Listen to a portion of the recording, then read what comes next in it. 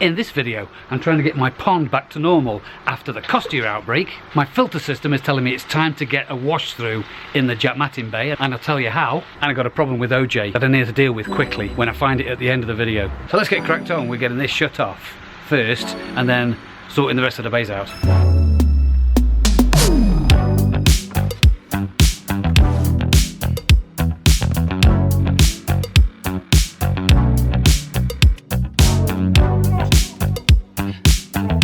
So the way I go off how I know that my Jack Matting needs washing through is when the two levels differ. So as you can see here, the sort of the level before it gets to the last bay is now higher than the last bay level. So obviously water's struggling to get through that fourth bay and into the fifth bay. So that kind of gives me an idea that the Jack Matting needs washing through. So we better get on with that.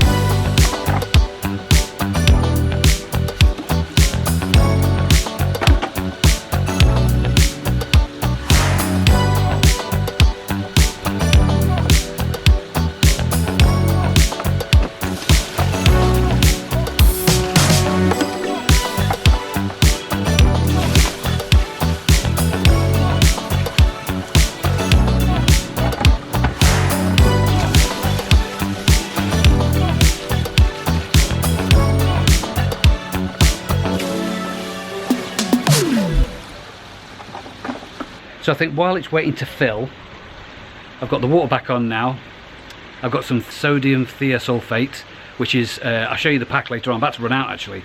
It's a great way of getting rid or neutralising chlorine or chloramines in your tap water for cheap as chips. You know, you get all these dechlorinators with koi tax on them.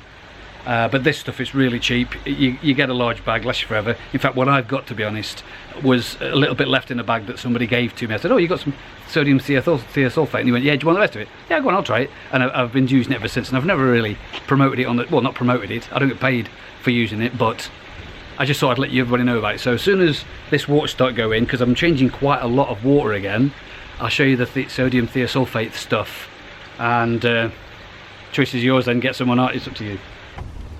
I still don't know what the future is with my Waterfall thing.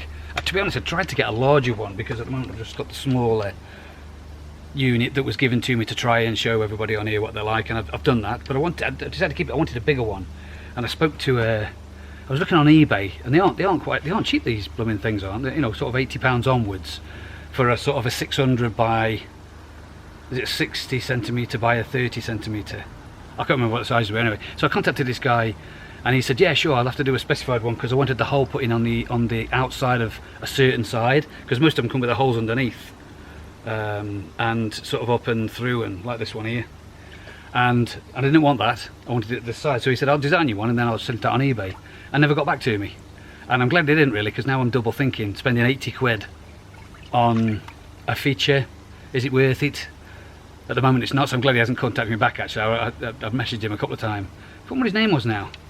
Anyway, he deals with the plastic ones. He does the plastic welding and makes them specific for you.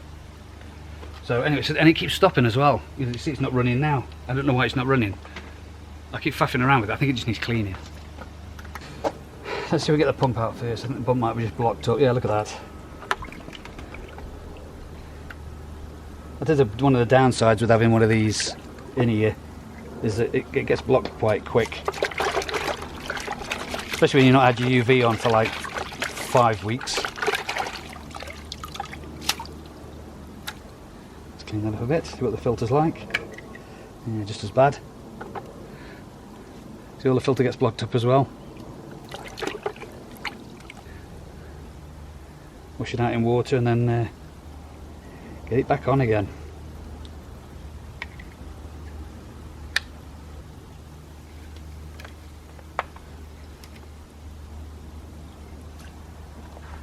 There we go.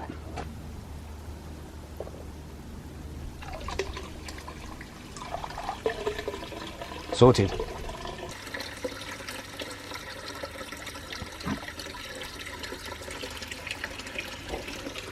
Right, so let me tell you the story about what's happened to OJ. A couple of weeks back, I spotted a little, it looked like one of his scales wasn't looking right. because on the back of OJ you've got like 3 or 4 different scales. He's a scaleless fish, but he's not scaleless. He's got like these 3 or 4, and I can't remember what they call them, these specific large scales on the back, and one of those was hanging off, and I thought, oh, has he caught himself or something? So I went through the pond. Obviously first thought was going to be the waterfall. Took the waterfall out, checked it all over, nothing whatsoever. So I don't think it's that, but they have been rushing around and doing a bit of maybe spawning, because I had quite a lot of foam on the pond a few weeks back. And anyway, spotted this on OJ, so thought better take him out.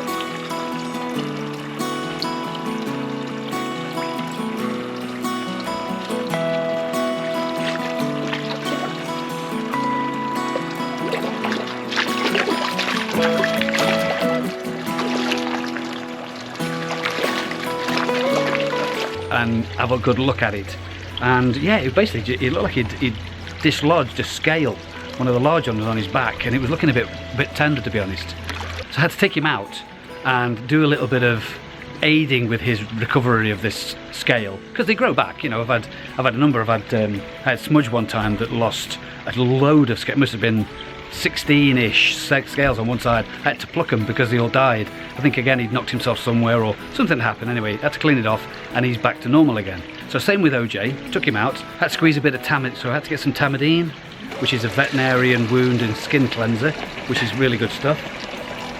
Don't ask me where I got it from, can't remember. And then also these Mediboxes. Somebody was asking me the other day about, I've got this problem on my fish, what would you do? And it's very similar to OJ.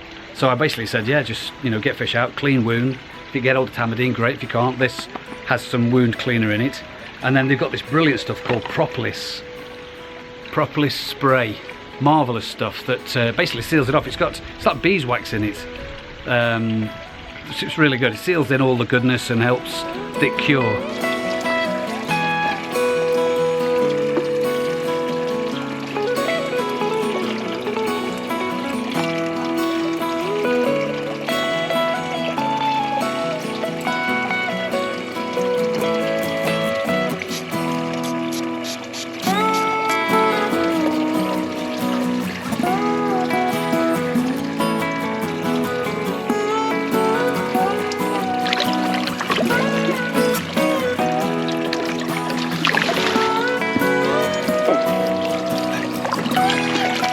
So kept an eye on him for a few weeks, and now, touch wood, looking good. I'll see if I can get him on camera so you can see where I mean.